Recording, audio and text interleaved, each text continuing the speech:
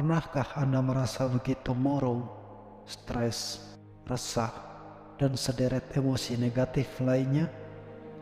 Atau mungkin Anda sedang merasakannya saat ini? Jika iya, inilah saat yang tepat untuk berkenalan dengan Stoicism.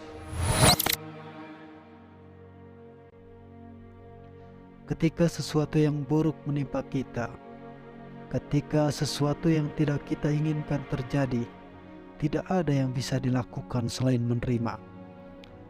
Karena segala sesuatu yang terjadi telah diatur oleh Tuhan. Kita harus menyikapinya dengan bijak. Karena seperti kata Epictetus, bagaimana kita bereaksi terhadap suatu masalah adalah yang terpenting. Bagaimana kita bisa menerima dan menghadapinya dengan bijak.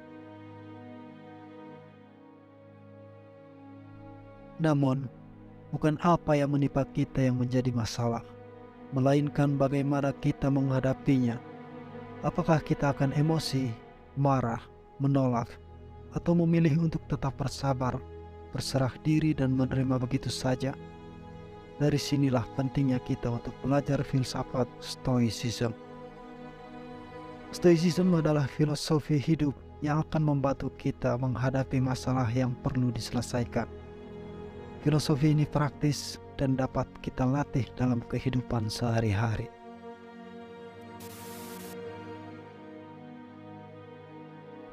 Stoikisme pertama kali dikenalkan oleh seorang filsuf yang kaya raya, yang berasal dari Yunani, ditemukan dan didirikan oleh Zeno, tepatnya pada tahun 300 sebelum Masehi, yang kemudian dikembangkan oleh filsuf ternama lainnya, Seneca, Epictetus, dan Marcus Aurelius. Seneca adalah seorang berkebangsaan Spanyol, penulis dan penasehat kerajaan Roma. Marcus Aurelius merupakan seorang kaisar kerajaan Roma yang sangat baik hati dan sangat kuat pada masanya. Sedangkan Epictetus merupakan seorang mantan budak yang menghabiskan hampir seluruh hidupnya dalam penjara. Seneca merupakan filsuf Stoikisme yang terbaik pada abad ke-17. Sedangkan Epictetus dan Marcus Aurelius di akhir abad ke-19 hingga awal abad ke-20. Wafatnya Marcus Aurelius di tepi sungai Danube menandakan berakhirnya mazhab Stoikisme. Lantas, apa yang menjadikan filsafat Stoikisme ini abadi dan masih sangat relevan untuk diterapkan dalam kehidupan sehari-hari hingga masa kini? Untuk itu kita perlu mengetahui apa sebenarnya ideologi dari filsafat Stoikisme. Di sebuah kota di Cyprus, 300 tahun sebelum Masehi, ada seorang yang kaya raya, Zeno.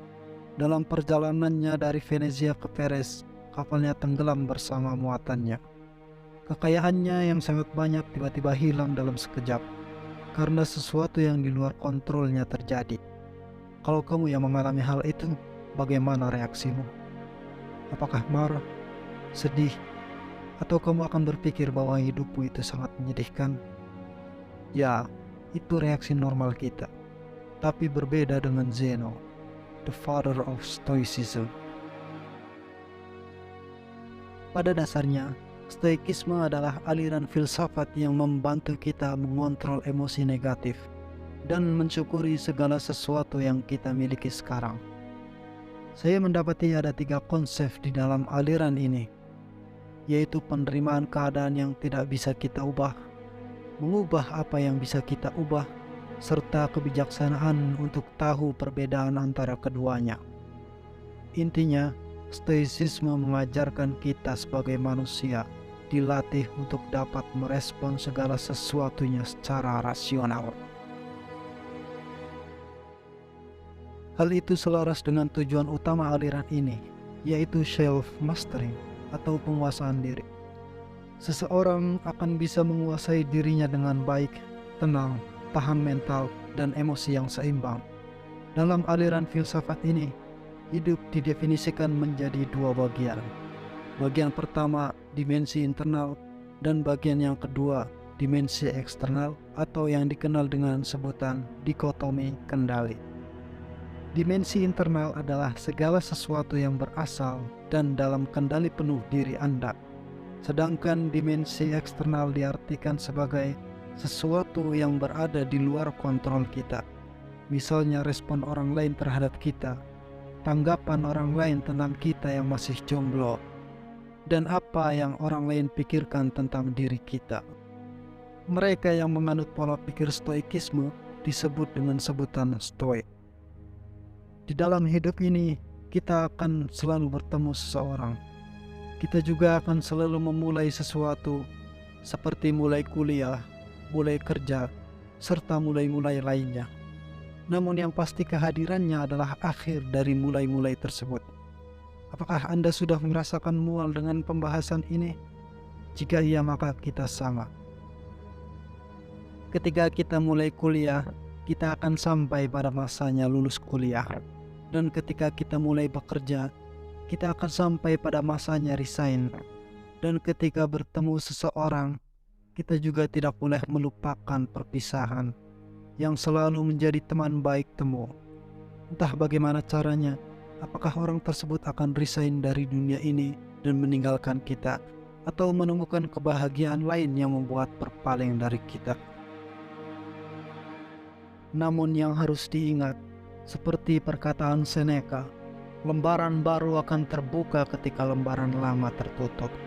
Bagaimana kita bisa hidup menerima kenyataan bahwa tidak semua yang berjalan sesuai dengan kemauan?